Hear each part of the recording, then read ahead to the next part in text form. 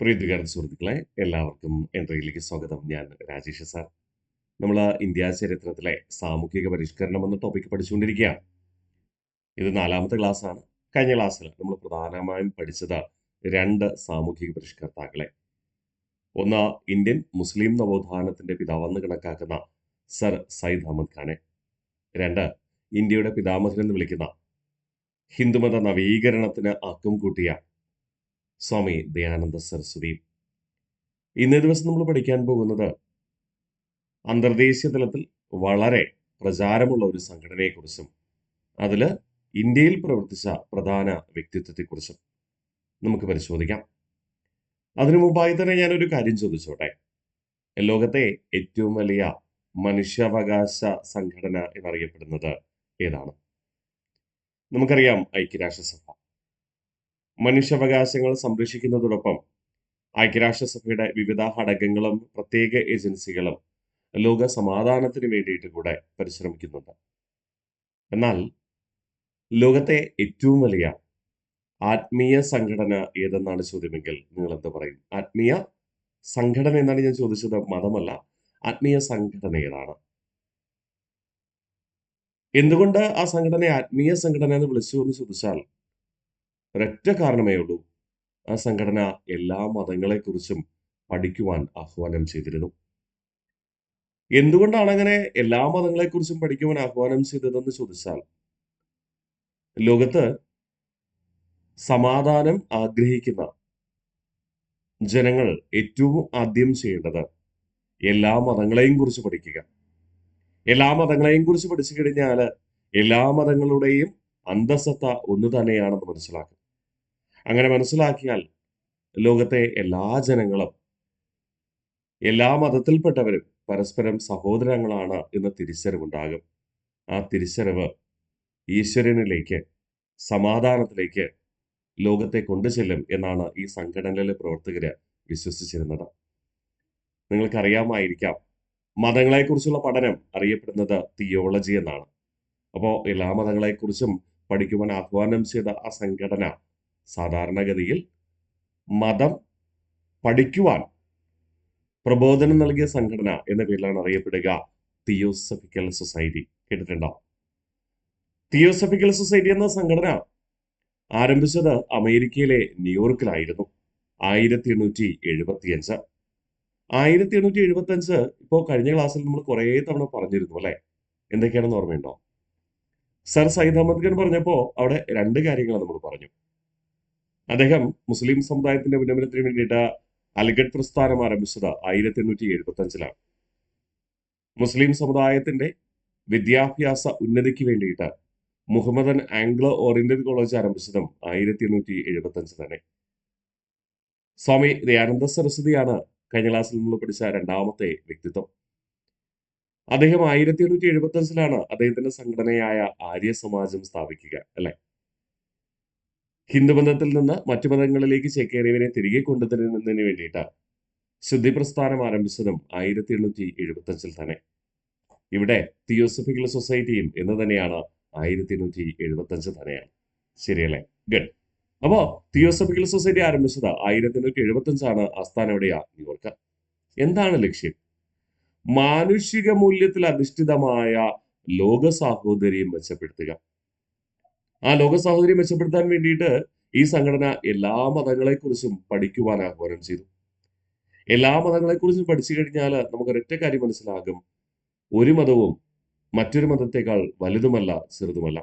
എല്ലാ മതങ്ങളും പഠിപ്പിക്കുന്നത് ഒരൊറ്റ കാര്യം മാത്രം അല്ലെ? മറ്റുള്ളവർക്ക് തിന്മ ചെയ്യാതെ നല്ല കാര്യങ്ങൾ ചെയ്ത് ജീവിക്കുക. ഏതെങ്കിലും ഒരു മതം മറ്റുള്ളവരെ കൊല്ലുവാനോ നിഗ്രഹിക്കുവാനോ പറയുന്നുണ്ടോ? ഇല്ല. മറ്റുള്ളവർക്ക് ദോഷം വരാത്ത രീതിയിൽ നാം നമ്മുടെ പ്രവൃത്തി ചെയ്ത് ജീവിക്കുക എന്നാണ് പറയുക എല്ലാ മതങ്ങളും. അപ്പോ ഓരോ മതങ്ങളും അവയുടെ അന്തസ്സത്ത് പരിശോധിച്ചാൽ എല്ലാത്തിൻ്റെയും ഒന്ന് തന്നെയാണ്. അങ്ങനെ മനസ്സിലാക്കിയാൽ മാത്രമേ മതവർഗീയത ചെറുക്കാൻ കഴിയൂ. നമുക്കറിയാം, ലോകത്ത് ലോക ചരിത്രത്തിൽ നടന്നിട്ടുള്ളതും ഇന്ന് നടക്കുന്നതുമായ ഭൂരിഭാഗം യുദ്ധങ്ങളുടെയും അടിസ്ഥാന കാരണം ഒന്നുകിൽ മതമായിരിക്കാം, അല്ലെങ്കിൽ സമുദായമായിരിക്കാം, അല്ലെങ്കിൽ വംശമായിരിക്കാം. വംശീയമായ ചിന്താഗതികളാണ് യുദ്ധത്തിലേക്ക് നയിക്കുക. ഒന്നാം ലോക മഹായുദ്ധവും രണ്ടാം ലോക മഹായുദ്ധവും നടക്കുന്നതിന് കാരണം എന്താണ്? വംശീയ ധ്രുവീകരണമായിരുന്നു, അല്ലെ? അപ്പൊ സ്വാഭാവികമായിട്ട് എല്ലാ മതങ്ങളെയും കുറിച്ച് പഠിച്ചു കഴിഞ്ഞാൽ അവിടെ ലോക സാഹോദര്യം നിലനിൽക്കും എന്നതായിരുന്നു തിയോസഫിക്കൽ സൊസൈറ്റിയുടെ പ്രഖ്യാപിത ലക്ഷ്യം. സ്ഥാപകർ ആരൊക്കെ? കേണൽ ഓൾക്കോട്ടും മാഡം ബ്ലാവറ്റ്സ്കിയും. ആരൊക്കെയാണ്? കേണൽ ഓൾക്കോട്ടും മാഡം ബ്ലാവറ്റ്സ്കിയും. ആദ്യത്തെ പ്രസിഡന്റായി നിയമിക്കപ്പെടുന്നത് സ്ഥാപകനായ കേണൽ ഓൾക്കോട്ട് തന്നെ. അമേരിക്കയിലാണ് ഈ സംഘടന സ്ഥാപിച്ചതെന്ന് നിങ്ങൾക്കറിയാം. ഒരുപാട് മതങ്ങളെക്കുറിച്ച് പഠിക്കുവാനായിട്ട് ആഹ്വാനം ചെയ്ത സംഘടനയാണ്. തുടർന്ന് 1882 ആയപ്പോ നമ്മുടെ കേണൽ ഓൾക്കോട്ടിന് ഒരു ചിന്താഗതി ഉണ്ടായി. ലോകത്ത് ഏറ്റവും കൂടുതൽ മതങ്ങൾ രൂപം കൊണ്ടത് ഏഷ്യ വൻകരയിലാണ്. അതിൽ തന്നെ ഏറ്റവും കൂടുതൽ മതങ്ങൾ ഏഷ്യ വൻകരയിൽ തന്നെ ഏറ്റവും കൂടുതൽ എവിടെയാണ്? ഇന്ത്യ മഹാരാജ്യത്തും. അതുകൊണ്ട് ഈ സംഘടനയുടെ പ്രവർത്തനം ഇന്ത്യയിലേക്ക് മാറ്റാമെന്ന് തീരുമാനിച്ചു. അങ്ങനെ ഇന്ത്യയിലേക്ക് മാറ്റാൻ കഴിയുമോ ഏതെങ്കിലും അന്താരാഷ്ട്ര സംഘടനകൾക്ക്? തീർച്ചയായിട്ടും കഴിയും. അതിന് അനുവദിക്കപ്പെട്ട ബ്രിട്ടീഷ് ഇന്ത്യയിലെ നിയമമായിരുന്നു 1813 ചാർട്ടർ നിയമം.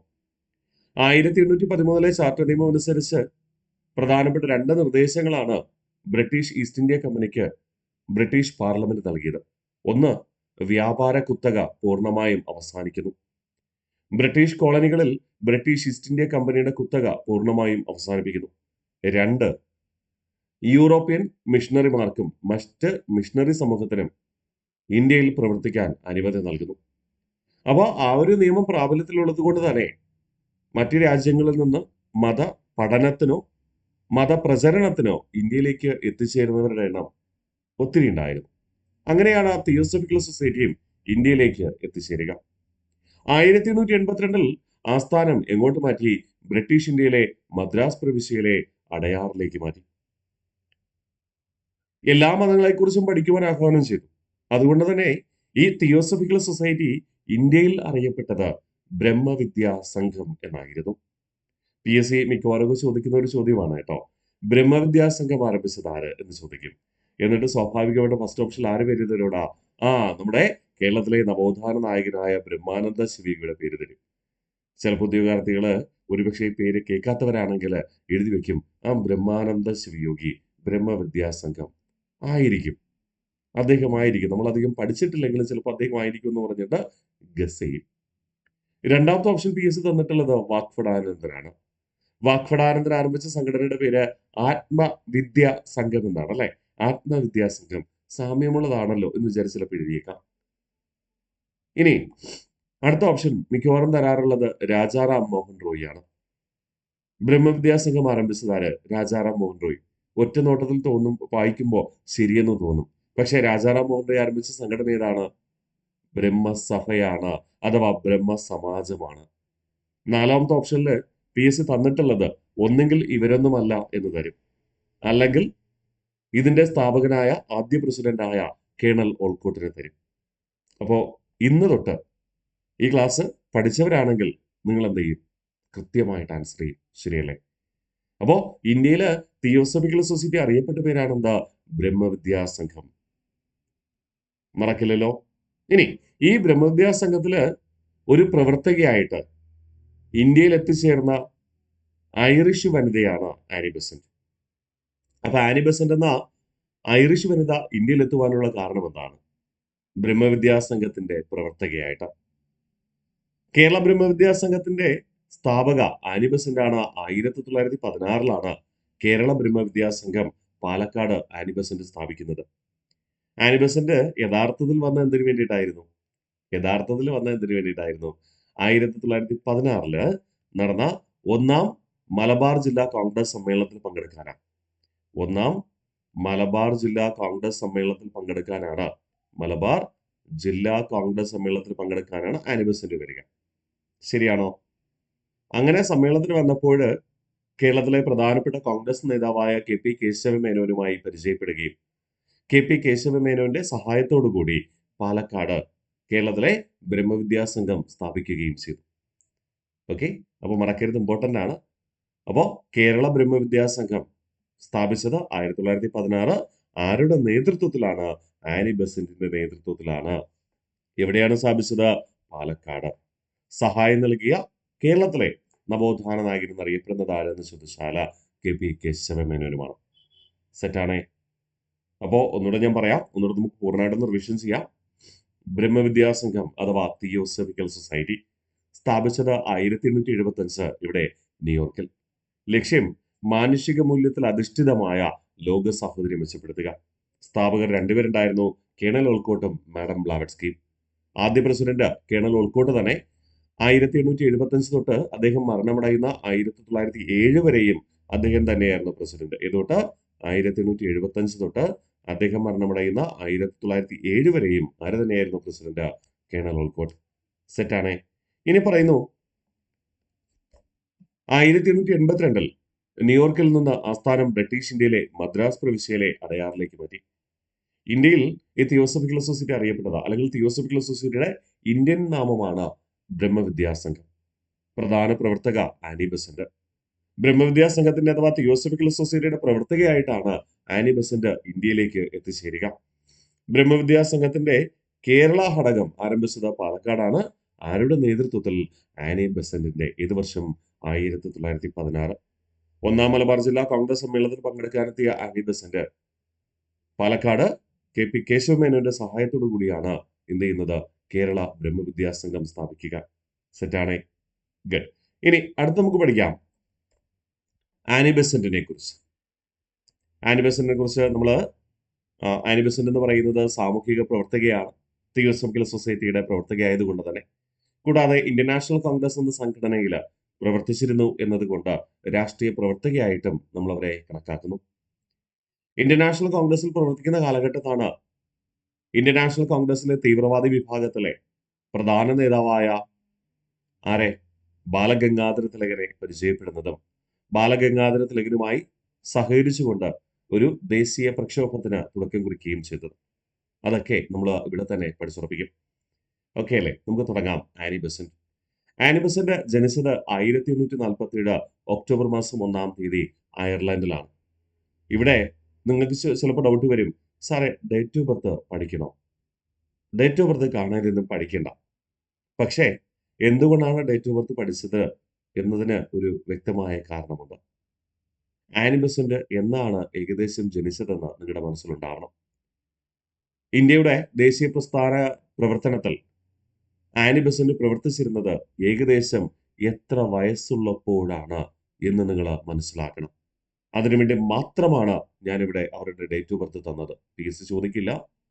പക്ഷേ ഇവർക്ക് എത്ര വയസ്സുണ്ടായിരുന്നു ദേശീയ പ്രസ്ഥാനത്തിൽ പ്രവർത്തിക്കുന്ന സമയത്ത് എന്ന് നിങ്ങൾ മനസ്സിലാക്കുന്നതിന് വേണ്ടി മാത്രം. പക്ഷെ ജനിച്ചത് എവിടെയെന്ന് ചോദിക്കും. അയർലൻഡാണ്. 1889 തിയോസഫിക്കൽ സൊസൈറ്റിയില് അംഗമായി. അപ്പോൾ തിയോസഫിക്കൽ സൊസൈറ്റി ആരംഭിക്കുന്നത് എന്നായിരുന്നു? 1875 ഇവിടെ ന്യൂയോർക്കില്. ആരൊക്കെ? കേണൽ ഓൾക്കോട്ടും മാഡം ബ്ലാവറ്റ്സ്കിയും. എല്ലാ മതങ്ങളെയും കുറിച്ച് പഠിക്കുവാൻ ആഹ്വാനം ചെയ്തപ്പോ ഈ തിയോസഫിക്കൽ സൊസൈറ്റി എന്ന സംഘടന യൂറോപ്പിലാകമാനം, അല്ലെങ്കിൽ ലോകരാജ്യങ്ങളിലാകമാനം പ്രചരിക്കപ്പെട്ടു. ഒരുപാട് പേര് ഇതിൽ അംഗമായി. കാരണം ഒരു മതത്തെ എതിർക്കുന്നില്ല, എല്ലാ മതത്തെയും സ്വാഗതം ചെയ്യുകയാണ് ചെയ്യുക. അങ്ങനെ ഐറിഷ് വനിതയായ ആനി ബെസന്റ് 1889 തിയോസഫിക്കൽ സൊസൈറ്റിയിൽ അംഗമായി. 1889 കാലഘട്ടത്ത് തിയോസഫിക്കൽ സൊസൈറ്റിയുടെ ആസ്ഥാനം എവിടെയാ? ഇന്ത്യയിലല്ലേ? അങ്ങനെ 1893 തിയോസഫിക്കൽ സൊസൈറ്റിയുടെ പ്രവർത്തകയായിട്ടാണ് ആനി ബെസന്റ് ഇന്ത്യയിലേക്ക് എത്തിച്ചേരുക. അപ്പോൾ വളരെ പ്രാധാന്യമുണ്ട്. ആനി ബെസന്റ് ഇന്ത്യയിലേക്ക് എത്തിച്ചേർന്നത് എന്നാണ് 1893. ഈ 1893 എന്ന വർഷത്തിന് വേറെ എവിടെയെങ്കിലും എന്തെങ്കിലും പ്രത്യേകതയുള്ളതായിട്ട് നിങ്ങൾക്ക് അറിയാമോ? കാരണം നമ്മൾ വർഷങ്ങൾ പഠിക്കുമ്പോൾ, പ്രിയ വിദ്യാർത്ഥികളെ, നിങ്ങൾക്ക് അറിയാവുന്ന ഒരു വർഷമായിട്ട് കണക്ട് ചെയ്ത് വെക്കാനായിട്ട് ശ്രമിക്കുക. അതായിരിക്കും ഏറ്റവും ഉചിതം. അതുകൊണ്ടാണ് ഞാൻ ചോദിക്കുന്നത്. 1889 നമ്മുടെ നെഹ്റു ജനിച്ചതെന്ന് പറയാം. ഇന്ത്യൻ സ്വാതന്ത്ര്യ സമര ചരിത്രത്തിൽ ഏറ്റവും പ്രായം കുറഞ്ഞ രക്തസാക്ഷിയായ ഖുദിറാം ബോസ് ജനിക്കുന്നതും 1889. ലോകത്തൊട്ടാകെ പ്രഭിച്ച ഹിറ്റ്ലർ ജനിക്കുന്നത് 1889. ലോകത്തൊട്ടാകെ ചിരിപ്പിച്ച ചാർലി ചാപ്ലിൻ ജനിക്കുന്നത് 1889. അല്ലെ? അപ്പോ ചിലപ്പോൾ നിങ്ങൾക്ക് പെട്ടെന്ന് ശരിയാണോ എന്ന് തോന്നിയേക്കും. കറക്റ്റ് ആണ് കേട്ടോ. 1889 ഏപ്രിൽ മാസം 16 തീയതിയായിരുന്നു ചാർലി ചാപ്ലിന്റെ ജനനം. കേവലം 4 ദിവസം കഴിഞ്ഞ് 1889 ഏപ്രിൽ മാസം 20 തീയതിയായിരുന്നു ആരുടെ ജനനം? ഹിറ്റ്ലറുടെ ജനനം. അതേ വർഷം തന്നെ 1889 നവംബർ മാസം 14 തീയതിയാണ് ജവഹർലാൽ നെഹ്റുവിന്റെ ജനനം. അതേ വർഷം 1889 ഡിസംബർ 3 തീയതിയായിരുന്നു ഖുദ്റാം ബോസിന്റെ ജനനം. അദ്ദേഹത്തെ 19ാമത്തെ വയസ്സിൽ 1908 തൂക്കിലേറ്റുക. അതുകൊണ്ടാണ് സ്വാതന്ത്ര്യ സമര ചരിത്രത്തിലെ ഏറ്റവും പ്രായം കുറഞ്ഞ രക്തസാക്ഷി എന്ന് അദ്ദേഹത്തെ വിളിക്കുക. ആ ഒരു വർഷം കണക്ട് ചെയ്യാൻ വേണ്ടി പറഞ്ഞതാ കേട്ടോ. ഇനി 1893 ആയിക്കോട്ടെ, നിങ്ങൾക്ക് എന്തൊക്കെ അറിയാം? ഗാന്ധിജി വക്കീൽ ജോലിയുമായി ബന്ധപ്പെട്ട് ദക്ഷിണാഫ്രിക്കയിലേക്ക് പോവുകയും അവിടുത്തെ ജനങ്ങൾക്ക് വേണ്ടി സത്യാഗ്രഹ മുറയിലൂടെ സമരം ചെയ്യാൻ ആരംഭിച്ചതും ആ തുടക്കമെന്ന് പറയുന്നത് 1893 അല്ലെ? ദാദാ അബ്ദുള്ള ഖംബരിയുടെ കേസ് വാദിക്കാനായിട്ട് ബാരിസ്റ്ററായ വക്കീലായ ഗാന്ധിജി ദക്ഷിണാഫ്രിക്കയിലേക്ക് പോയത് 1893. ഈ 1893 വേറെ എന്തെങ്കിലും പ്രത്യേകത ഉണ്ടോ? ഉണ്ടെന്നേ. സ്വാമി വിവേകാനന്ദൻ അല്ലെ അമേരിക്കയിലെ ചിക്കാഗോയിലെ സർവമത സമ്മേളനത്തിൽ പങ്കെടുത്തത് 1893. കേരള നവോത്ഥാനം പരിശോധിച്ചാല് ബ്രഹ്മാനന്ദ ശിവയോഗി സിദ്ധാശ്രമം ആലത്തൂരിൽ ആരംഭിച്ചത് 1893 അല്ലെ? ജസ്റ്റ് കണക്ട് ചെയ്ത് വെക്കുക കേട്ടോ. അല്ല ഓരോ വർഷവും നമ്മൾ കണ്ടുപിടിക്കുമ്പോൾ കഴിഞ്ഞാൽ പാടായിരിക്കും. നമുക്ക് അറിയാവുന്ന വർഷമായിട്ട് കണക്ട് ചെയ്ത് വെക്കാം. സെറ്റ്. തിരിച്ചു വരാം. 1907 നമ്മുടെ കേണൽ ഓൾക്കോട്ട് അന്തരിച്ചപ്പോൾ തിയോസഫിക്കൽ സൊസൈറ്റിയുടെ പ്രസിഡന്റ് ആയിട്ട് മാറി. ഞാൻ പറഞ്ഞു തിയോസഫിക്കൽ സൊസൈറ്റി ആരംഭിച്ചത് മുതൽ 1875 മുതൽ കേണൽ ഓൾക്കോട്ടായിരുന്നു പ്രസിഡന്റ്. അദ്ദേഹം മരിക്കുന്നത് 1907 അതുവരേക്കും ആര് തന്നെയായിരുന്നു പ്രസിഡന്റ്? കേണൽ ഓൾക്കോട്ട്. തുടർന്ന് ആര് പ്രസിഡന്റ് ആയിട്ട് മാറി? Annie Besant. അതിന്റെ അർത്ഥം എന്താ? കേണൽ ഓൾക്കോട്ട് കഴിഞ്ഞാൽ ഏറ്റവും പ്രധാന നേതാവായിട്ട് തിയോസഫിക്കൽ സൊസൈറ്റിയിൽ ആര് മാറുകയാണ്? ആനി ബെസന്റ് മാറുകയാണ്. അപ്പോ കാലഘട്ടം നോക്കുക. 1889 തിയോസഫിക്കൽ സൊസൈറ്റിയിൽ ആനി ബെസന്റ് അംഗമായി. 1893 തിയോസഫിക്കൽ സൊസൈറ്റിയുടെ പ്രവർത്തകയായി ഇന്ത്യയിൽ എത്തിച്ചേർന്നു. 1907 തിയോസഫിക്കൽ സൊസൈറ്റിയുടെ പ്രസിഡന്റുമായി.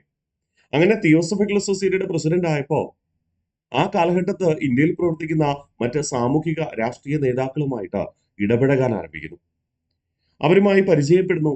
അവരുടെ സഹായത്തോടു കൂടി തിയോസഫിക്കൽ സൊസൈറ്റിയുടെ അഥവാ ബ്രഹ്മവിദ്യാ സംഘത്തിന്റെ ആശയങ്ങൾ പ്രചരിപ്പിക്കുകയാണ്. അങ്ങനെ ആശയങ്ങൾ പ്രചരിപ്പിക്കണം, മതം പ്രചരിപ്പിക്കണം. പക്ഷേ അവർ നോക്കിയപ്പോ ഇന്ത്യയിൽ എന്തില്ല? ജനങ്ങൾക്ക് അടിസ്ഥാന വിദ്യാഭ്യാസം പോലും പലർക്കും കിട്ടിയിട്ടില്ല. ആ ഒരു ചിന്തയിൽ നിന്നാണ് ആനി ബെസന്റ് 1898 ബനാറസ് ആസ്ഥാനമാക്കി ഹിന്ദു സെൻട്രൽ സ്കൂൾ ആരംഭിക്കുക. അപ്പൊ 1898 ബനാറസിന്റെ പ്രാചീനമായ പേര് കാശി എന്നാണ്. നിലവിലറിയപ്പെടുന്നത് വാരണാസി എന്നാണ്. വാരണാസി നിലവിലറിയപ്പെടുന്ന പേര്. സ്വാതന്ത്ര്യ സമര കാലഘട്ടത്ത് വാരണാസി അറിയപ്പെടുന്നത് ബനാറസ് എന്നാണ്. ഇത് ഹിന്ദുമത വിശ്വാസമനുസരിച്ച് അല്ലെങ്കിൽ പ്രാചീന കാലത്ത് അറിയപ്പെട്ടത് കാശി എന്നുമാണ്. അപ്പൊ കാശി, ബനാറസ്, വാരണാസി ഒരു സ്ഥലമാണ്, വിവിധ പേരുകളിൽ അറിയപ്പെടുന്നു എന്ന് മാത്രം. സെറ്റാണേ. അപ്പൊ ബനാറസില് അഥവാ വാരണാസിയില് എന്താരംഭിച്ചു? വാരണാസിയില് ഹിന്ദു സെൻട്രൽ സ്കൂൾ ആരംഭിച്ചു. ഓക്കെ. ഇവിടെ ഹിന്ദു എന്ന വാക്കുകൊണ്ട് ഉദ്ദേശിക്കുന്നത് ഇന്ത്യയിലെ സെൻട്രൽ സ്കൂൾ എന്നാണ്. ഇത് 1916 എന്തായി മാറി? ബനാറസിലെ ഹിന്ദു സർവകലാശാലയാക്കി മാറ്റാൻ നേതൃത്വം നൽകിയത് മദൻ മോഹൻ മാളവ്യ. അപ്പോ സിമ്പിളാണ്.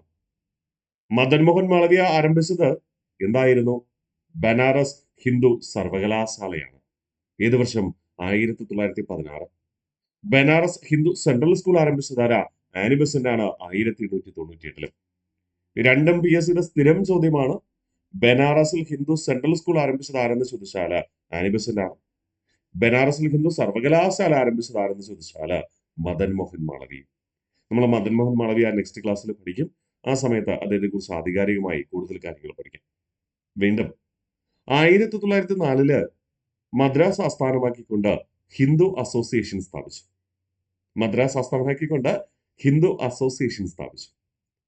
പ്രിയ വിദ്യാർത്ഥികളെ, മദ്രാസ് ആസ്ഥാനമാക്കിക്കൊണ്ട് ഹിന്ദു അസോസിയേഷൻ ആരംഭിച്ചത് ആരാണെന്ന് ചോദിച്ചാൽ കൃത്യമായി പറയണം. ആരാണ്? Annie Besant. ഇനി മദ്രാസ് ചോദിച്ചില്ല, ഹിന്ദു അസോസിയേഷൻ മാത്രമേ ചോദിച്ചോളൂ, എന്തിനെ പറയണം? ആനി ബെസന്റ് തന്നെ പറയണം. ഇതേ സാമ്യമുള്ള മറ്റ് കുറെ സംഘടനകൾ ആരംഭിച്ചിട്ടുണ്ട്. ഹിന്ദു സമാജം, ഹിന്ദു സഭ, ഹിന്ദു മഹാസഭ. ഈ 3 സംഘടനകളും ആരംഭിക്കുന്നത് മദൻ മോഹൻ മാളവ്യയാണ്. മഹാമാന എന്ന പേരിൽ അറിയപ്പെടുന്ന മദൻ മോഹൻ മാളവ്യയാണ്. കൺഫ്യൂഷൻ ഉണ്ടാവരുത്, അതുകൊണ്ട് ഞാൻ എടുത്ത് പറയാം. മദൻ മോഹൻ മാളവ്യ നമ്മൾ അടുത്ത ക്ലാസ്സുകളിൽ പോകുമ്പോൾ പഠിക്കും. അവിടെ വിശദമായിട്ട് വർഷം സഹിതം പഠിക്കും. തൽക്കാലം പേര് ഓർത്ത് വെക്കുക, കൺഫ്യൂഷൻ വേണ്ട. അതുകൊണ്ടാണ്. അപ്പൊ ഹിന്ദു അസോസിയേഷൻ ആരംഭിച്ചത് ആരാ? Annie Besant. ഹിന്ദു സമാജം, ഹിന്ദു സഭ, ഹിന്ദു മഹാസഭ, ഈ സംഘടനകളൊക്കെ ആരംഭിക്കുന്നത് ആരാണ്? മദൻ മോഹൻ മാളവ്യ. അപ്പൊ ആനി ബെസന്റുമായിട്ട് സാമൂഹിക പരിഷ്കരണ രംഗത്ത് ഏറ്റവും കൂടുതൽ സഹകരിച്ചിരുന്ന ദേശീയ നേതാവ് എന്നാണ് ചോദ്യമെങ്കിൽ നമ്മൾ മദൻ മോഹൻ മാളവ്യയുടെ പേര് പറയും. ഓക്കെ, ആനി ബെസന്റുമായി സാമൂഹിക പരിഷ്കരണ രംഗത്ത് ഏറ്റവും കൂടുതൽ സഹകരിച്ചിരുന്ന ദേശീയ നേതാവ് മദൻ മോഹൻ മാളവ്യയാണ്. മനസ്സിലുണ്ടാവട്ടെ. ഓക്കെ അല്ലേ? അപ്പോൾ ഈ സ്ലൈഡിൽ പറഞ്ഞ കാര്യങ്ങൾ 1898 ബനാറസ്, അതായത് ഇന്നത്തെ വാരണാസിയില് ഹിന്ദു സെൻട്രൽ സ്കൂൾ ആരംഭിച്ചത് ആനി ബെസന്റ് ആണ്. ഈ ഹിന്ദു സെൻട്രൽ സ്കൂളാണ് പുനഃസംഘടിപ്പിച്ചുകൊണ്ട് 1916 ബനാറസ് ഹിന്ദു സർവകലാശാലയാക്കി ആര് മാറ്റുക? മദൻ മോഹൻ മാളവ്യ. 1904 മദ്രാസ് ഹിന്ദു അസോസിയേഷൻ ആരംഭിച്ചത് ആരെന്ന് ചോദിച്ചാൽ ആനി ബെസന്റ് തന്നെ. സെറ്റാണ്. ഇനി അടുത്ത് പറയുന്നു, 1914 ആനി ബെസന്റ് ഇന്ത്യൻ നാഷണൽ കോൺഗ്രസിൽ അംഗമായി. 1917 കൽക്കട്ട വാർഷിക സമ്മേളനത്തിൽ INC പ്രസിഡന്റുമായി. 1914 ഇന്ത്യൻ നാഷണൽ കോൺഗ്രസിൽ അംഗമാവുക. 1917 കൽക്കട്ട സമ്മേളനത്തിൽ ഇന്ത്യൻ നാഷണൽ കോൺഗ്രസിന്റെ പ്രസിഡന്റായി. അപ്പൊ ഒന്ന് ചിന്തിച്ചു നോക്കിയേ, 1917 INC പ്രസിഡന്റ് ആയപ്പോൾ നമ്മൾ ഇങ്ങനെ പറഞ്ഞു, ഇന്ത്യൻ നാഷണൽ കോൺഗ്രസിൽ പ്രസിഡന്റായ ആദ്യ വനിതയാണ് ആനി ബെസന്റ് എന്ന് പറഞ്ഞു. ആദ്യ വനിതയാണ് ആനി ബെസന്റ് എന്ന് പറഞ്ഞു. ശരിയാണ്. ആ സമയത്ത് ആനി ബെസന്റിന് എത്ര വയസ്സുണ്ട്? സാധാരണ INCയുടെ സമ്മേളനം നടക്കുന്നത് എപ്പോഴാണ്? വാർഷിക സമ്മേളനം നടക്കുന്നത് എപ്പോഴാണ്? ഡിസംബർ മാസം. ഡിസംബർ മാസത്തെ അവസാനത്തെ ആഴ്ച എന്നാണ് നമ്മൾ സാധാരണ പറയാറുള്ളത്. എല്ലാ വർഷവും അങ്ങനെ തന്നെയാണ്. അപ്പൊ ഇന്ത്യൻ നാഷണൽ കോൺഗ്രസിന്റെ വാർഷിക സമ്മേളനം നടക്കുന്നത് ഡിസംബർ മാസത്തെ അവസാന ആഴ്ചയിലാണ്. 1917 ഡിസംബറിൽ ആനി ബെസന്റ് എത്ര വയസ്സായി എന്നാണ് ചോദ്യം. അപ്പൊ പ്രിയ ഉദ്യോഗാർത്ഥികളെ, ആ കാര്യം മനസ്സിലാക്കാൻ വേണ്ടി മാത്രമാണ് നമ്മൾ ആനി ബെസന്റ് ജനിച്ച ഡേറ്റ് ഓഫ് ബർത്ത് ഇവിടെ പറഞ്ഞത്. ആനി ബെസന്റ് ജനിച്ചത് 1847 ഒക്ടോബർ 1 ആയിരുന്നു. 1847 ഒക്ടോബർ 1. അങ്ങനെയാണെങ്കിൽ 1917 ആവുമ്പോൾ എത്ര വയസ്സ് പൂർത്തീകരിക്കപ്പെടും? എത്ര വയസ്സ് പൂർത്തീകരിക്കപ്പെടും? 70 വയസ്സ് പൂർത്തീകരിക്കപ്പെടും. 1917 ഡിസംബർ മാസം INCയിലെ പ്രസിഡന്റ് ആകുമ്പോൾ ആനി ബെസന്റ് 70 വയസ്സ് പൂർത്തീകരിച്ച് 71ാമത്തെ വയസ്സിലായിരിക്കും. ആണേ, 71ാമത്തെ വയസ്സിലാണ് ആനി ബെസന്റ് INCയുടെ പ്രസിഡന്റ് ആയിട്ട് മാറുക. ഏറ്റവും ഉയർന്ന പ്രായത്തിൽ INCയിൽ 5 വനിതാ പ്രസിഡന്റുമാരുണ്ട്. ആ 5 വനിതാ പ്രസിഡന്റുമാർ ആനി ബെസന്റ്, നെൽസൺ ഗുപ്ത, പിന്നെ ആരൊക്കെ? സരോജിനി നായിഡു, ഇന്ദിരാഗാന്ധി, സോണിയാഗാന്ധി. ഈ 5 വനിതകളിൽ ഏറ്റവും കൂടിയ പ്രായത്തിൽ INC പ്രസിഡന്റായ വ്യക്തിത്വമാണ് ആര്? Annie Besant. അതുകൊണ്ടാണടാ ആനി ബെസന്റിനെ ഇന്ത്യയുടെ വന്യ വയോധിക എന്ന് നമ്മൾ വിളിക്കുക. എന്താ നോക്കിയേ, ആനി ബെസന്റ് എന്നാണ് പ്രസിഡന്റ് ആവുക?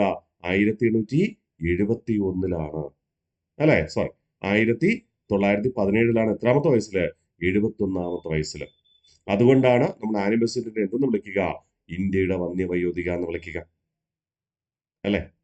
ഇന്ത്യൻ നാഷണൽ കോൺഗ്രസില് ഏറ്റവും കൂടിയ പ്രായത്തിൽ പ്രസിഡന്റായ വ്യക്തി ആരാന്ന് ചോദിച്ചാല് നമ്മൾ പറയും ദാദാഭായ് നൗറോജി. ആ ദാദാഭായ് നൗറോജിയെ നമ്മൾ എന്തെന്ന് വിളിക്കും? ഇന്ത്യയുടെ വന്യവയോധികൻ എന്ന് വിളിക്കും. ആദരവോടുകൂടി വിളിക്കുന്നത് വന്യവയോധികൻ. വന്യവയോധികന്റെ ഇംഗ്ലീഷ് എന്താണ്? Grand old man. Grand old man of India, Dadabhai Nowroji. The grand old women of India, Annie Besant. അല്ലെ? അപ്പൊ INCയിൽ ഏറ്റവും കൂടിയ പ്രായത്തില് പ്രസിഡന്റ് ആയതുകൊണ്ടാണ് വന്യ വയോധികൻ അല്ലെങ്കിൽ വന്യ വയോധിക എന്ന് വിളിക്കുക. സെറ്റാണേ? ക്ലിയർ ആണ്? അപ്പൊ 1914 ഇന്ത്യൻ നാഷണൽ കോൺഗ്രസിൽ അംഗമായി. 1917 കൽക്കട്ട സമ്മേളനത്തിൽ INC പ്രസിഡന്റ് ആയി. 1917 ആയപ്പോൾ ആനി ബെസന്റ് INC പ്രസിഡന്റായ ആദ്യ വനിതയാണ്. അതോടൊപ്പം ഏറ്റവും പ്രായം കൂടിയ വനിതയും. എത്രാമത്തെ വയസ്സിലാണ്? 71ാമത്തെ വയസ്സിൽ. അതുകൊണ്ടാണ് ആനി ബെസന്റിനെ ഇന്ത്യയുടെ വന്യവയോധിക എന്ന് വിശേഷിപ്പിക്കുന്നത്. ഇന്ത്യയുടെ വന്യവയോധിക എന്ന് വിശേഷിപ്പിക്കുക. സെറ്റാണേ. ഇനി ആനി ബെസന്റിന്റെ പ്രസിദ്ധീകരണങ്ങൾ നമുക്ക് നോക്കാം. PSC സ്ഥിരം ചോദിക്കുന്ന പ്രസിദ്ധീകരണങ്ങളാണ്. 1 ന്യൂ ഇന്ത്യ, 2 കോമൺവെൽത്ത്. അപ്പൊ ന്യൂ ഇന്ത്യ, കോമൺവെൽത്ത് എന്നീ 2 പത്രങ്ങൾ അഥവാ പ്രസിദ്ധീകരണങ്ങൾ ആരംഭിച്ചത് ആരെന്ന് ചോദിച്ചാൽ ആരാണ്? ആനി ബെസന്റ് തന്നെ. സെറ്റാണ്. ഇനി ആനി ബെസന്റിന്റെ പ്രവർത്തനം ഇവിടെ അവസാനിച്ചോ? ഇല്ല. നമ്മൾ INCയുടെ കാര്യം പറഞ്ഞതുകൊണ്ട് INC പ്രസിഡന്റിന്റെ കാര്യം പറഞ്ഞു, പിന്നെ വിശേഷണവും പറഞ്ഞു. ഇത് കൂടാതെ ഞാൻ നിങ്ങളോട് പറഞ്ഞിരുന്നു, ഇന്ത്യൻ നാഷണൽ കോൺഗ്രസിലെ തീവ്രവാദി നേതാവായ ബാലഗംഗാധര തിലകനുമായി സഹകരിച്ചുകൊണ്ട് ഒരു ദേശീയ സമരത്തിന് ആസൂത്രണം ചെയ്തിരുന്നു. നമ്മൾ അതിലേക്കാണ് പോവുക. നോക്കാം. ഹോം റൂൾ എന്ന ആശയം ഇന്ത്യയിൽ പ്രചരിപ്പിച്ചത് ആരാന്ന് ചോദിച്ചാൽ ആനി ബെസന്റ് ആണ്. ഹോം റൂൾ എന്ന വാക്കിന്റെ അർത്ഥം എന്താണെടാ? സ്വയം ഭരണം എന്നാണ്. ഹോം റൂൾ എന്ന വാക്കിന്റെ അർത്ഥം എന്താണ്? സ്വയം ഭരണം. സ്വയം ഭരണം എന്ന് പറഞ്ഞാൽ എന്താ അർത്ഥം? ഒരു രാജ്യത്ത് ഭരണം നടത്തേണ്ടത് ആ രാജ്യത്തെ ജനങ്ങൾ തന്നെയാണ്. ഇതേ ആശയം തന്നെയാണ് ആര് പറയുക? കഴിഞ്ഞ ക്ലാസ്സിൽ നമ്മൾ പഠിച്ചപ്പോൾ സ്വാമി ദയാനന്ദ സരസ്വതി പറഞ്ഞത്, ഇന്ത്യക്കാർക്ക്, ഇന്ത്യയിൽ ഭരണം നടത്തേണ്ടത് ഇന്ത്യക്കാരാണ്. അതേ ആശയം തന്നെയാണ് മറ്റൊരു പേരിൽ നമ്മൾ പറയുന്നത് ഹോം റൂൾ. ഹോം റൂൾ എന്ന വാക്കിന്റെ അർത്ഥം സ്വയം ഭരണം. ഇന്ത്യയിൽ ഭരിക്കേണ്ടത് ഇന്ത്യക്കാരാണ് എന്ന കാഴ്ചപ്പാട്. ഇന്ത്യക്കാരെന്ന് പറയുമ്പോൾ എല്ലാ ഇന്ത്യക്കാർക്കും ഭരണത്തിൽ ഇടപെടാൻ പറ്റുമോ? ഇല്ല. ആളുകൂടിയ പാമ്പിച്ചാവില്ല അല്ലെ? അപ്പോ ജനങ്ങളുടെ പ്രതിനിധികൾ ഭരണത്തിൽ വരണം. ജനങ്ങളുടെ പ്രതിനിധികൾ ഭരണത്തിൽ വരുന്നതിനെ നമുക്ക് എന്തെന്ന് വിളിക്കാം? ഉത്തരവാദിത്ത ഭരണം എന്ന് വിളിക്കാം. ജനങ്ങളുടെ പ്രതിനിധികളാണ് ഭരണം നടത്തുന്നതെങ്കിൽ അത് ഉത്തരവാദിത്ത ഭരണം. ജനങ്ങൾ തിരഞ്ഞെടുക്കുന്ന പ്രതിനിധികളാണ് ഭരണം നടത്തുന്നതെങ്കിൽ അത് ജനാധിപത്യം. അപ്പൊ ചുരുക്കി പറഞ്ഞാല് സ്വയംഭരണം എന്ന് പറയുന്നത് ഉത്തരവാദിത്ത ഭരണം എന്ന ആശയവുമായി ബന്ധപ്പെട്ടിരിക്കുന്നു, ജനാധിപത്യം എന്ന ആശയവുമായി ബന്ധപ്പെട്ടിരിക്കുന്നു. അപ്പൊ ജനങ്ങളുടെ പ്രതിനിധികൾ ഭരിക്കണം എന്നതാണ് എന്ത്? ഉത്തരവാദിത്ത ഭരണം. ജനങ്ങൾ തിരഞ്ഞെടുക്കുന്ന പ്രതിനിധികൾ ഭരിക്കണമെന്നതാണ് ജനാധിപത്യം. ചെറിയൊരു വ്യത്യാസമേ ഉള്ളൂ. ആത്യന്തികമായി പറഞ്ഞാൽ ജനങ്ങളുടെ പ്രതിനിധികൾ ഭരിക്കുക എന്ന് തന്നെയാണ് എന്ത്? ഉത്തരവാദിത്ത ഭരണവും അതോടൊപ്പം എന്തും ജനാധിപത്യ ഭരണവും. അപ്പൊ ഹോം റൂൾ എന്ന ആശയം കടന്നുകൊണ്ടിരിക്കുന്നത് അയർലൻഡിൽ നിന്നാണ്. 1ാം ലോക മഹായുദ്ധം നിങ്ങൾക്കറിയാലോ 1914 ആരംഭിച്ചു. ലോകത്തെ പല രാജ്യങ്ങളും യുദ്ധത്തിൽ ഏറ്റുമുട്ടുകയാണ്. ലോകമൊട്ടാകെ വ്യാപിച്ചത് കൊണ്ടാണ് അതിനെ ലോക മഹായുദ്ധം എന്ന് തന്നെ നമ്മൾ വിളിച്ചത്. ശരിയല്ലേ? ഇംഗ്ലണ്ട് എന്ന് പറയുന്നത് വളരെ ചെറിയൊരു രാജ്യമാണ്. പക്ഷേ വിവിധ വൻകരകളിൽ ഏറ്റവും കൂടുതൽ കോളനികൾ ഉണ്ടായിരുന്നത് ഇംഗ്ലണ്ട് എന്ന രാജ്യത്തിന് തന്നെ. അതിന് കാരണം അവരുടെ കുടില ബുദ്ധിയാണ്. ചെറിയൊരു രാജ്യത്തെ ചെറിയൊരു സൈന്യത്തെ ഉപയോഗിച്ചുകൊണ്ട് ലോകത്ത് ഏറ്റവും കൂടുതൽ കോളനികൾ സ്ഥാപിച്ച രാജ്യമായ ഇംഗ്ലണ്ട്. ആ ഇംഗ്ലണ്ട് ലോകമഹായുദ്ധത്തിലും ഇടപെട്ടു.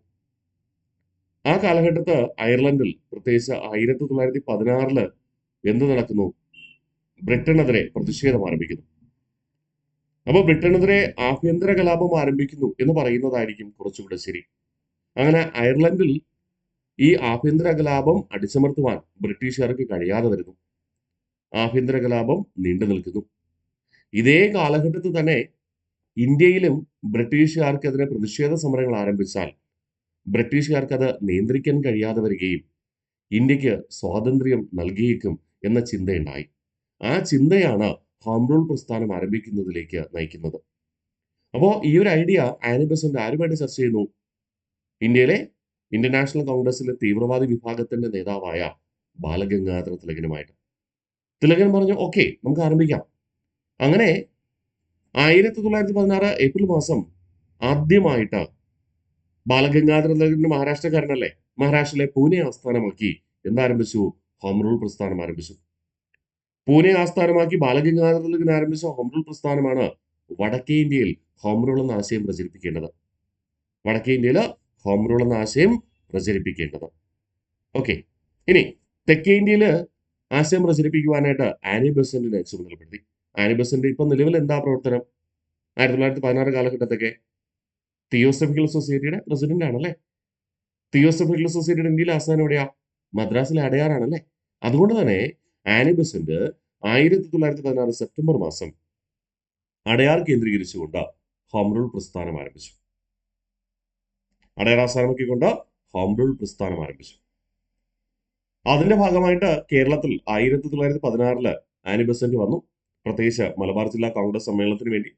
ആ സമയത്ത് കേരളത്തിലെ ഹോം റൂൾ പ്രസ്ഥാനം ആരംഭിക്കാൻ നേതൃത്വം നൽകിയതും ആര് തന്നെയാണ്? ആനി ബെസന്റ് തന്നെയാണ്. കേരളത്തിലെ ഹോം റൂൾ പ്രസ്ഥാനത്തിന്റെ പ്രധാന വ്യക്താവ് എന്ന് കണക്കാക്കുന്നത് KP കേശവമേനോനി. ഞാൻ നിങ്ങളോട് നേരത്തെ പറഞ്ഞു, 1916 കേരള ബ്രഹ്മവിദ്യാസംഘം അഥവാ കേരള തിയോസഫിക്കൽ സൊസൈറ്റി ആരംഭിക്കുക. അതിന് നേതൃത്വം നൽകിയത് ആനി ബെസന്റ് ആയിരുന്നു. അതോടൊപ്പം തന്നെ ആനി ബെസന്റ് 1916 കേരളത്തിൽ എന്തുകൂടെ സ്ഥാപിച്ചിട്ടുണ്ട്?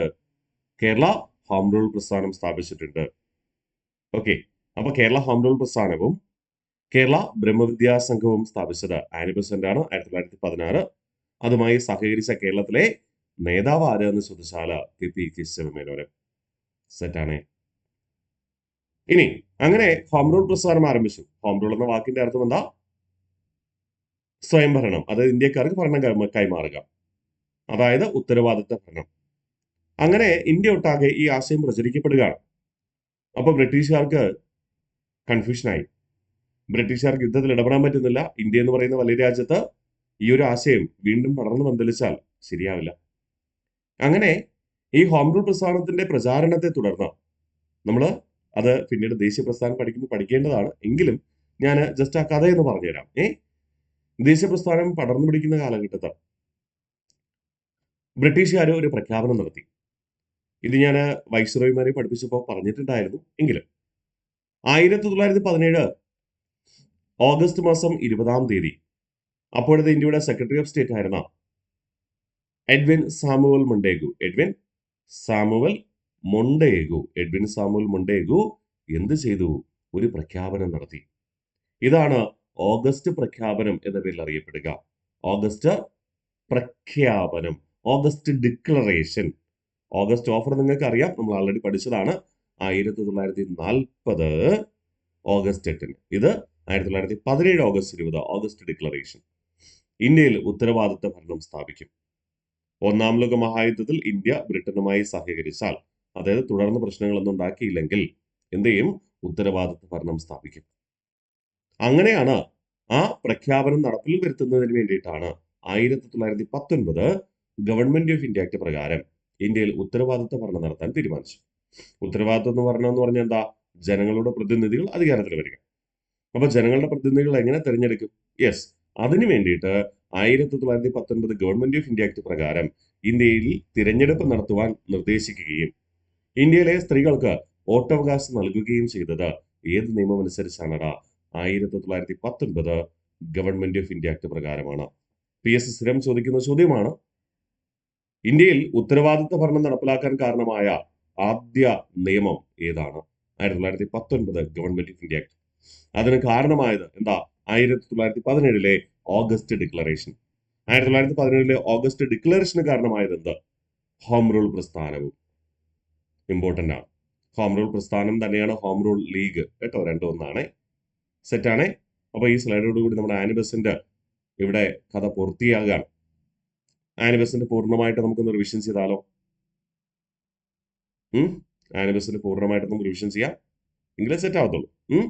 ആനി ബെസന്റ് ജനനം 1847 ഒക്ടോബർ 1 ഇവിടെ അയർലൻഡിൽ. 1889 തിയോസഫിക്കൽ സൊസൈറ്റിയിൽ അംഗമായി. 1893 തിയോസഫിക്കൽ സൊസൈറ്റി പ്രവർത്തകയായിട്ട് ഇന്ത്യയിൽ എത്തിച്ചേർന്നു. 1907 തിയോസഫിക്കൽ സൊസൈറ്റിയുടെ പ്രസിഡന്റായി നിയമിക്കപ്പെട്ടു. ആർക്ക് ശേഷം? കേണൽ ഓൾക്കോട്ടിന്റെ നിര്യാണത്തിന് ശേഷം. 1898 ബനാറസിൽ, അതായത് ഇന്നത്തെ വാരണാസിയില് ഹിന്ദു സെൻട്രൽ സ്കൂൾ ആരംഭിച്ചു. ഈ ഹിന്ദു സെൻട്രൽ സ്കൂളാണ് പിന്നെ പുനഃസംഘടിപ്പിച്ചുകൊണ്ട് 1916 മദൻ മോഹൻ മാളവിയുടെ നേതൃത്വത്തില് ബനാറസ് ഹിന്ദു സർവകലാശാലയ്ക്ക് മാറ്റിയത്. 1904 മദ്രാസ് ഹിന്ദു അസോസിയേഷൻ സ്ഥാപിച്ചത് ആരാണ്? നമ്മുടെ ആനി ബെസന്റ് ആണ്. എന്നാൽ ഹിന്ദു സമാജം, ഹിന്ദു സഭ, ഹിന്ദു മഹാസഭ എന്നിവയ്ക്ക് തുടക്കം കുറിച്ചത് ആരാണ്? മദൻ മോഹൻ മാളവ്യ. ആനി ബെസന്റിന്റെ സാമൂഹിക പരിഷ്കരണ പ്രവർത്തനങ്ങൾക്ക് ഏറ്റവും കൂടുതൽ സഹായം നൽകിയ സാമൂഹിക പ്രവർത്തകനാണ് മദൻ മോഹൻ മാളവ്യ എന്ന് പറയുക. 1914 ഇന്റർനാഷണൽ കോൺഗ്രസിൽ അംഗമായി. തുടർന്ന് 1917 ഇന്റർനാഷണൽ കോൺഗ്രസ് സമ്മേളനത്തില് പ്രസിഡന്റായി. INC പ്രസിഡന്റ് ആവുന്ന ആദ്യ വനിതയായിരുന്നു ആര്? Annie Bessent.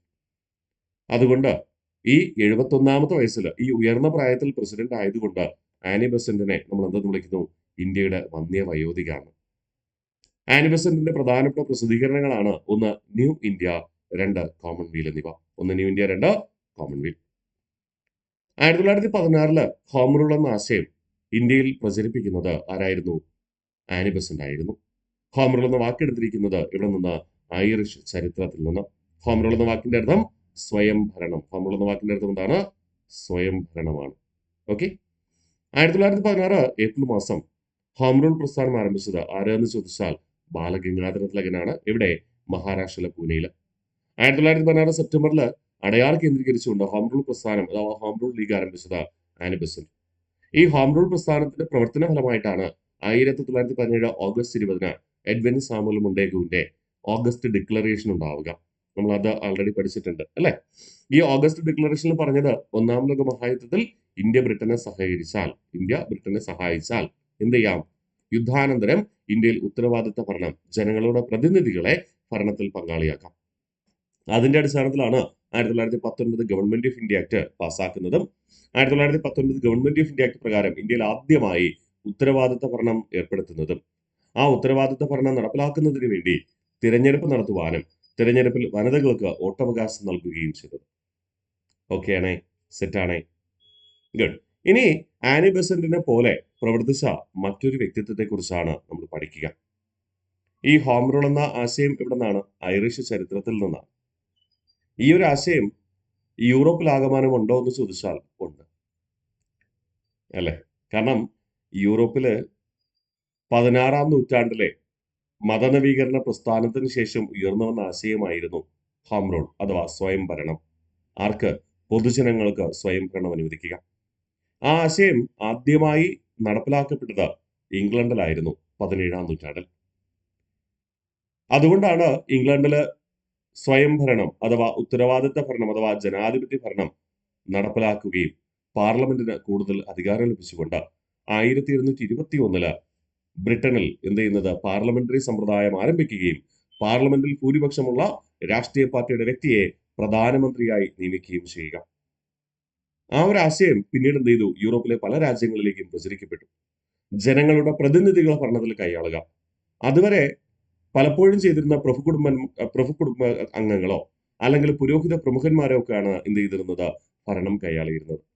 അങ്ങനെ ഇംഗ്ലണ്ടിലെ ഈ ഒരു പ്രതിഷേധ സമരം എവിടെയും വ്യാപിച്ചു? ഫ്രാൻസിലും വ്യാപിച്ചു. അങ്ങനെ ഫ്രാൻസിലും ജനങ്ങളുടെ ഹിതമനുസരിച്ച് ജനപ്രതിനിധികളെ ഭരണം നടത്തണം എന്നൊരു ആശയത്തിലേക്ക് വരികയാണ് അല്ലെ? അത് ഫ്രഞ്ച് വിപ്ലവത്തിന് കാരണമായി മാറി. അങ്ങനെ യൂറോപ്പിൽ ആകമാനം ഈ ഒരു ആശയം പ്രചരിപ്പിക്കുകയാണ്. അങ്ങനെ ഈ ഒരു ആശയം എവിടെയുണ്ട്? യൂറോപ്പിൽ ആകമാനമുണ്ട്. ഇന്ത്യ കടം കൊണ്ടത് എവിടെ നിന്ന് ചോദിച്ചാൽ ഐറിഷിൽ നിന്ന്, അയർലൻഡിൽ നിന്ന്. എന്തുകൊണ്ടാ?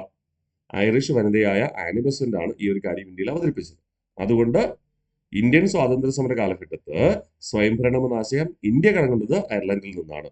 എന്നാൽ ഈ സ്വയംഭരണം എന്ന ആശയം അയർലൻഡിൽ മാത്രമാണുള്ളത്? ഇല്ല, യൂറോപ്പിൽ ആകമാനമുണ്ട്. അതിന് ആദ്യമായി തുടക്കം കുറിക്കപ്പെട്ടത് എവിടെയാണ്? ബ്രിട്ടൻ, ഇംഗ്ലണ്ടിലുമാണ്. അത് മനസ്സിലുണ്ടാവട്ടെ. ഇംഗ്ലണ്ടിനെ തുടർന്ന് ആ ആശയം ഇവിടെ പ്രചരിക്കപ്പെട്ടു? ഫ്രാൻസിൽ. ഓക്കെ അല്ലേ? യെസ്. അപ്പോ ഇനി അടുത്ത് പഠിക്കുന്നത് ഹോം റൂൾ എന്ന ആശയവുമായി ബന്ധപ്പെട്ട് മറ്റൊരു സംഘടനയാണ് കേട്ടോ. ശ്യാംജി കൃഷ്ണവർമ്മ. ഇന്ത്യയിൽ ജനിച്ച് ഇംഗ്ലണ്ടിലേക്ക് കുടിയേറി പാർത്ത ഒരു ദേശീയ നേതാവാണ് ശ്യാംജി കൃഷ്ണവർമ്മ എന്ന് പറയാം. ഇദ്ദേഹം ഒരു സംഘടന ആരംഭിച്ചു, ഇന്ത്യൻ ഹോം റൂൾ സൊസൈറ്റി.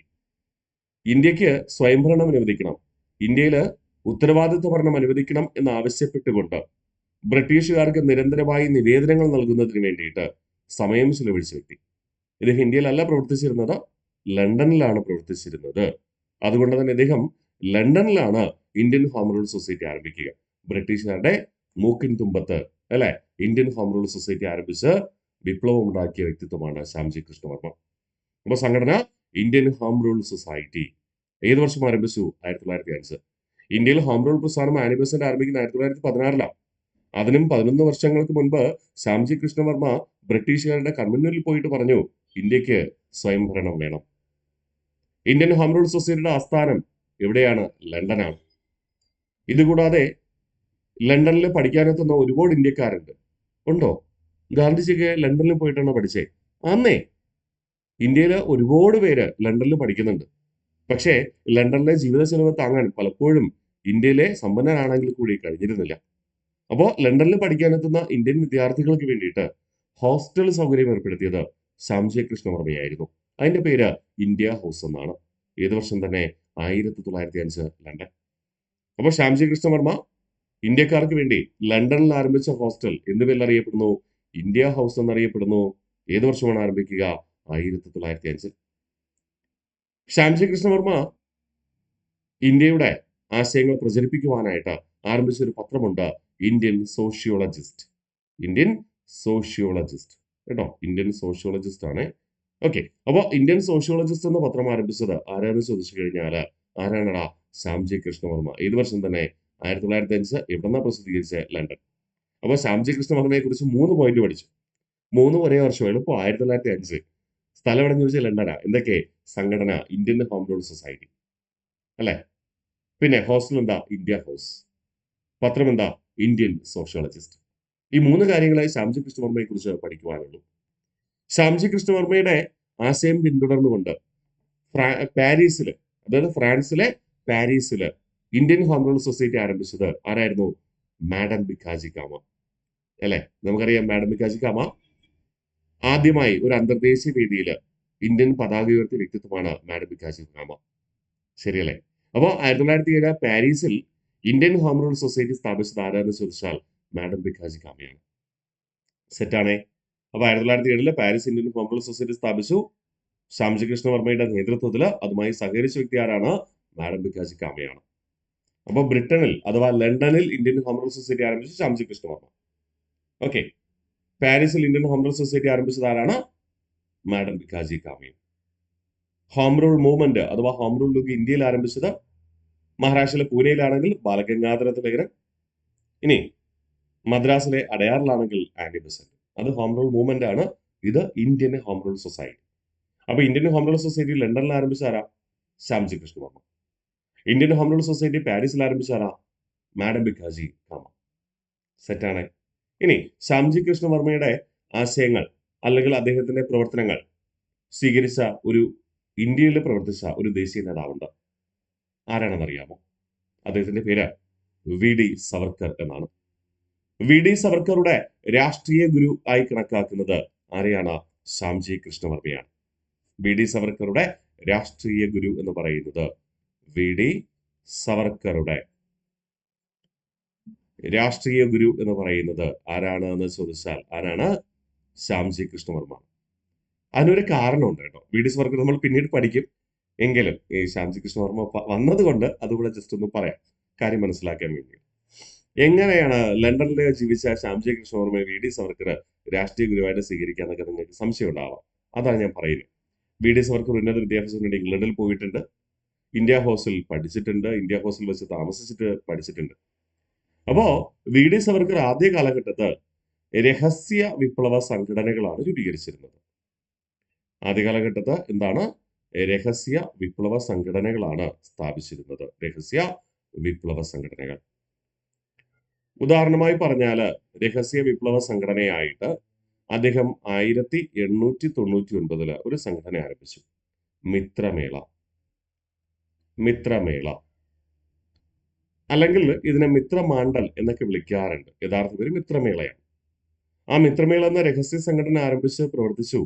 ഇക്കാര്യം ശ്യാംജി കൃഷ്ണവർമ്മയായിട്ട് അദ്ദേഹം ഡിസ്കസ് ചെയ്തു. അല്ലയോ പ്രിയപ്പെട്ട ശ്യാംജി, ഞാൻ ഒരു രഹസ്യ വിപ്ലവ സംഘടനയൊക്കെ ആരംഭിച്ചിട്ടുണ്ട്. ഇന്ത്യയുടെ സ്വാതന്ത്ര്യത്തിന് വേണ്ടിയിട്ട് പ്രവർത്തിക്കാനൊക്കെയാണ് എൻ്റെ തീരുമാനം എന്ന് പറഞ്ഞു. അപ്പോൾ ശ്യാംജി കൃഷ്ണവർമ്മ പറഞ്ഞു, നിങ്ങൾ രഹസ്യമായി ഒരു സ്വാതന്ത്ര്യത്തിന് വേണ്ടി സംഘടന ആരംഭിച്ച് പ്രവർത്തിച്ചാൽ അത് ആരറിയും? സ്വാതന്ത്ര്യം തരേണ്ട ആരാ? ബ്രിട്ടീഷുകാരല്ലേ? അപ്പോൾ ബ്രിട്ടീഷുകാരുടെ കൺമുന്നിലല്ലേ നമ്മൾ പ്രവർത്തിക്കേണ്ടത്? ബ്രിട്ടീഷുകാര് കാണുന്ന തരത്തിലല്ലേ നമ്മൾ പ്രവർത്തിക്കേണ്ടത് എന്ന് ചോദിച്ചു. ആ ഒരു ആശയം മുൻനിർത്തിക്കൊണ്ട് 1899 മിത്രമേള എന്ന രഹസ്യ വിപ്ലവ സംഘടന ആരംഭിച്ച വി ഡി സവർക്കർ ഈ മിത്രമേള എന്ന സംഘടനയെ പുനഃസംഘടിപ്പിച്ചുകൊണ്ട് രൂപീകരിച്ച സംഘടനയായിരുന്നു അഭിനവ ഭാരത്. അഭിനവ ഭാരത്. അഭിനവ ഭാരത് എന്ന സംഘടന പുനഃസംഘടിപ്പിച്ചുകൊണ്ട് രൂപീകരിക്കുന്നത് 1904 കേട്ടോ. അതുകൊണ്ടാണ് ശ്യാംജി കൃഷ്ണവർമ്മയുടെ നിർദ്ദേശപ്രകാരമാണ് പരസ്യ പ്രവർത്തനത്തിലേക്ക് ആരിറങ്ങിത്തിരിക്കുക? V D Savarkar. അതുകൊണ്ടാണ് വി ഡി സവർക്കറുടെ രാഷ്ട്രീയ ഗുരുവായിട്ട് ആരെ കണക്കാക്കുന്നതും ശ്യാംജി കൃഷ്ണവർമ്മയും. വി ഡി സവർക്കറെ വിശദമായി നമ്മൾ പിന്നീട് പഠിക്കും, പേടിക്കേണ്ട. ഇപ്പൊ തൽക്കാലം ഇത് മനസ്സിലിരിക്കട്ടെ എന്നതുകൊണ്ട് സൂചിപ്പിച്ചതാണ്, കണക്ട് ചെയ്ത് വെക്കാൻ എളുപ്പത്തിന് വേണ്ടിയിട്ട് കേട്ടോ. ഓക്കെ അല്ലേ? സെറ്റാണേ? ഓക്കെ, തിരിച്ചു വരാം. അപ്പൊ നമ്മൾ ഇന്ന് പഠിച്ച കാര്യങ്ങൾ പൂർണ്ണമായിട്ടൊന്ന് റിവിഷൻ ചെയ്താലോ? എന്തൊക്കെയാ പഠിച്ചത്? നമ്മൾ തിയോസഫിക്കൽ സൊസൈറ്റി തൊട്ട്. അപ്പൊ തിയോസഫിക്കൽ സൊസൈറ്റി സ്ഥാപിച്ചത് 1875, ആസ്ഥാനം എവിടെയാ? ന്യൂയോർക്ക്. ലക്ഷ്യമെന്താ? മാനുഷിക മൂല്യത്തിൽ അധിഷ്ഠിതമായ ലോക സാഹോദര്യം മെച്ചപ്പെടുത്തുക. അതുകൊണ്ട് എല്ലാ മതങ്ങളെക്കുറിച്ചും പഠിക്കുവാൻ ആഹ്വാനം ചെയ്തു. അതുകൊണ്ട് തന്നെ വളരെ പെട്ടെന്ന് ലോകമൊട്ടാകെ ഈ സംഘടന പ്രചാരത്തിലെത്തുകയും ചെയ്തു. സ്ഥാപകൻ കേണൽ ഓൾക്കോട്ടും മാഡം ബ്ലാവറ്റ്സ്കി. ആദ്യ പ്രസിഡന്റ് കേണൽ ഓൾക്കോട്ടാണ്. അദ്ദേഹത്തിന്റെ മരണം വരെ 1875 മുതൽ 1907 വരെ അദ്ദേഹം പ്രസിഡന്റ് ആയിരുന്നു. 1882 ആസ്ഥാനം ബ്രിട്ടീഷ് ഇന്ത്യയിലെ മദ്രാസ് പ്രവിശ്യയിലെ അടയാറിലേക്ക് മാറ്റി. അങ്ങനെ ഇന്ത്യയിൽ വന്നതിന് ശേഷം തിയോസഫിക്കൽ സൊസൈറ്റി അറിയപ്പെട്ടത് ബ്രഹ്മ വിദ്യാ സംഘം എന്നായിരുന്നു. ബ്രഹ്മവിദ്യാ സംഘത്തിലെ അഥവാ തിയോസഫിക്കൽ സൊസൈറ്റിയിലെ പ്രധാന പ്രവർത്തകയായിരുന്നു ആര്? Annie Bessent. കേരള ബ്രഹ്മവിദ്യാ സംഘം സ്ഥാപിച്ചത് ആനി ബെസന്റിന്റെ നേതൃത്വത്തിലാണ്. ഇവിടെ പാലക്കാട്. ഇത് വർഷം 1916. പിന്നെ നമ്മൾ ആനി ബെസന്റിനെ കുറിച്ച് പറഞ്ഞു. ആനി ബെസന്റ് ജനനം 1847 ഒക്ടോബർ 1. എവിടെ? അയർലൻഡിൽ. 1889 തിയോസഫിക്കൽ സൊസൈറ്റിയിൽ അംഗമായി. തുടർന്ന് തിയോസഫിക്കൽ സൊസൈറ്റിയുടെ ആസ്ഥാനം ഇന്ത്യയിലല്ലേ, അതുകൊണ്ട് 1893 തിയോസഫിക്കൽ സൊസൈറ്റിയുടെ പ്രവർത്തകയായിട്ട് ഇന്ത്യയിൽ എത്തിച്ചേർന്നു. 1907 തിയോസഫിക്കൽ സൊസൈറ്റിയുടെ പ്രസിഡന്റായി ആരുടെ മരണശേഷം നമ്മുടെ കേണൽ ഓൾക്കോട്ടിന്റെ നിര്യാണത്തെ തുടർന്ന്. 1898 ഇന്നത്തെ വാരണാസിയില് അഥവാ ബനാറസില് അഥവാ കാശിയില് ഹിന്ദു സെൻട്രൽ സ്കൂൾ ആരംഭിച്ചു. ഈ ഹിന്ദു സെൻട്രൽ സ്കൂളിനെ പുനഃസംഘടിപ്പിച്ചുകൊണ്ടാണ് മദൻ മോഹൻ മാളവ്യ 1916 ബനാറസ് ഹിന്ദു സർവകലാശാലയ്ക്ക് മാറ്റുക. 1904 മദ്രാസ് ഹിന്ദു അസോസിയേഷൻ ആരംഭിച്ചത് ആര് തന്നെ? ആനി ബെസന്റ് തന്നെ. മനസ്സിലുണ്ടാവട്ടെ, ഹിന്ദു സമാജം, ഹിന്ദു സഭ, ഹിന്ദു മഹാസഭ എന്നിവയ്ക്ക് തുടക്കം കുറിച്ചത് ആരായിരുന്നു? മദൻ മോഹൻ മാളവ്യായിരുന്നു. സെറ്റാണേ? അടുത്ത് പറയട്ടെ. 1914 ഇന്ത്യൻ നാഷണൽ കോൺഗ്രസ് എന്ന രാഷ്ട്രീയ പാർട്ടിയിൽ അംഗമായി. തുടർന്ന് 1917 ഇന്ത്യൻ നാഷണൽ കോൺഗ്രസിന്റെ വാർഷിക സമ്മേളനം കൽക്കട്ടയിൽ നടന്നപ്പോൾ അതിന്റെ പ്രസിഡന്റായി തിരഞ്ഞെടുക്കപ്പെട്ടു. ഇന്ത്യൻ നാഷണൽ കോൺഗ്രസ് പ്രസിഡന്റാവുന്ന ആദ്യ വനിതയും ആദ്യത്തെ വിദേശ വനിതയും ആനി ബെസന്റ് തന്നെ. 71 വയസ്സിലാണ് പ്രസിഡന്റായി ചുമതലയേൽക്കുക. അതുകൊണ്ട് ആനി ബെസന്റിനെ ഇന്ത്യയുടെ വന്യ വയോധിക എന്ന് വിളിക്കുന്നു. ആനി ബെസന്റിന്റെ പ്രധാനപ്പെട്ട 2 പ്രസിദ്ധീകരണങ്ങളാണ്, ഒന്ന് ന്യൂ ഇന്ത്യ, 2 കോമൺവെൽത്ത് എന്നിവ. ഹോം റൂൾ എന്ന ആശയം ഇന്ത്യയിൽ പ്രചരിപ്പിച്ചത് ആനി ബെസന്റ് ആണ്. ഹോം റൂൾ എന്ന വാക്കിന്റെ അർത്ഥം സ്വയംഭരണം. ഈ ഒരു വാക്കെടുത്തിരിക്കുന്നത് ഐറിഷ് ചരിത്രത്തിൽ നിന്ന്. എന്നാൽ ഈ ഒരു ആശയം യൂറോപ്പിൽ ആകമാനം പ്രചരിച്ചിട്ടുണ്ട്. ഇവിടെ നിന്ന് ഇംഗ്ലണ്ടിൽ തുടക്കം കുറിക്കുകയും യൂറോപ്പിൽ ആകമാനം പ്രചരിച്ചിട്ടുണ്ടെന്ന് മനസ്സിലുണ്ടാവട്ടെ. തുടർന്ന് 1916 ഏപ്രിൽ മാസം പൂനെ ആസ്ഥാനമാക്കി ഹോം റൂൾ പ്രസ്ഥാനം ആരംഭിച്ചത് ബാലഗംഗാധര തിലകനായിരുന്നു. തെക്കേ ഇന്ത്യയിൽ പ്രവർത്തനം വ്യാപിപ്പിക്കാനായിട്ട് 1916 സെപ്റ്റംബർ മാസം അടയാർ കേന്ദ്രീകരിച്ച് ഹോം റൂൾ പ്രസ്ഥാനം ആരംഭിച്ചത് ആനി ബെസന്റ്. ഈ ഹോം റൂൾ പ്രസ്ഥാനത്തിന്റെ ഭാഗമായിട്ട് ഇന്ത്യയിലൊട്ടാകെ സ്വയംഭരണം എന്ന ആശയം അലയടിച്ചു. ഒന്നാം ലോക മഹായുദ്ധം നടക്കുന്ന കാലഘട്ടത്തിൽ ബ്രിട്ടീഷുകാർക്ക് ഭീഷണിയാകും എന്നുറപ്പായപ്പോൾ ബ്രിട്ടീഷുകാര് എന്ത് ചെയ്തു? 1917 ഓഗസ്റ്റ് മാസം 20 അപ്പോഴത്തെ ഇന്ത്യയുടെ സെക്രട്ടറി ഓഫ് സ്റ്റേറ്റ് ആയ Edwin Samuel Montagu August declaration അഥവാ ഓഗസ്റ്റ് വിളംബരം നടത്തി, അഥവാ ഓഗസ്റ്റ് പ്രഖ്യാപനം നടത്തി. ഈ ഓഗസ്റ്റ് ഡിക്ലറേഷനിൽ ഉണ്ടായിരുന്നത് ഒന്നാം ലോക മഹായുദ്ധത്തിൽ ഇന്ത്യ സഹകരിച്ചാൽ, ബ്രിട്ടനുമായി സഹകരിച്ചാൽ യുദ്ധാനന്തരം ഇന്ത്യയിൽ ഉത്തരവാദിത്ത ഭരണം അഥവാ സ്വയംഭരണം നടപ്പിലാക്കും. ആ ഒരു പ്രഖ്യാപനത്തിന്റെ പ്രധാന കാരണം എന്താണ്? ഇന്ത്യയിൽ പ്രചരിക്കപ്പെട്ട ഹോം റൂൾ പ്രസ്ഥാനം തന്നെ, അഥവാ ഹോം റൂൾ ലീഗാണ്. അങ്ങനെ എഡ്വിൻ സാമുവൽ മൊണ്ടാഗുവിന്റെ ഓഗസ്റ്റ് ഡിക്ലറേഷന്റെ അടിസ്ഥാനത്തിൽ യുദ്ധാനന്തരം ഇന്ത്യക്ക് വേണ്ടി ബ്രിട്ടീഷ് പാർലമെന്റ് പാസാക്കിയ നിയമമായിരുന്നു 1919 ഗവൺമെന്റ് ഓഫ് ഇന്ത്യ ആക്ട്. അതൊക്കെ നമ്മൾ ആൾറെഡി പഠിച്ചിട്ടുണ്ട് അല്ലെ, വൈസ്രോയ്മാര് പഠിച്ച സമയത്ത്.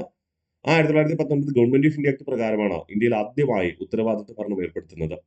അതിനുവേണ്ടി തിരഞ്ഞെടുപ്പ് നടത്താൻ നിർദ്ദേശിച്ചത്. പക്ഷെ തിരഞ്ഞെടുപ്പ് നടത്താൻ കഴിഞ്ഞില്ല, അത് മറ്റൊരു കാര്യം.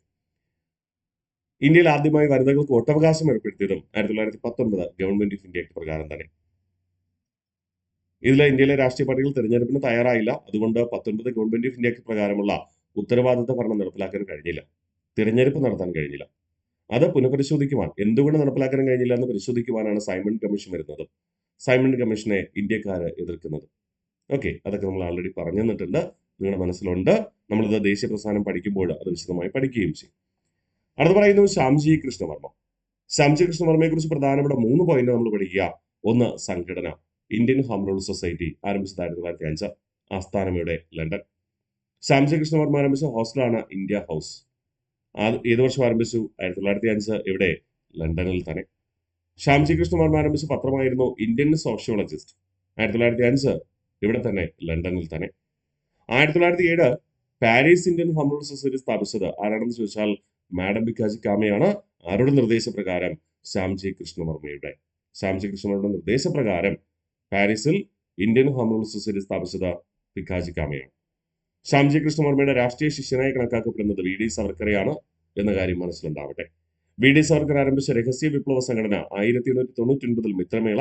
ഈ മിത്രമേളയെ പുനഃസംഘടിപ്പിച്ചുകൊണ്ട് ആരംഭിച്ച മറ്റൊരു വിപ്ലവ സംഘടനയാണ് അഭിനവ ഭാരത്. അഭിനവ ഭാരത് എന്നാണ് ആരംഭിക്കുക 1904. ഓക്കെ അല്ലേ? അപ്പോൾ പ്രിയ ഉദ്യോഗാർത്ഥികളെ, നമ്മളന്ന് പ്രധാനമായും പഠിച്ചത് തിയോസഫിക്കൽ സൊസൈറ്റി, അതിന്റെ പ്രവർത്തകയായ Annie Besant. Annie Besant home rule എന്ന ആശയം പ്രചരിച്ചു. ആ ഹോം റൂൾ എന്ന ആശയം മുൻനിർത്തിക്കൊണ്ട് നമ്മൾ ശ്യാംജി കൃഷ്ണവർമ്മയെ കുറിച്ച് പഠിച്ചു.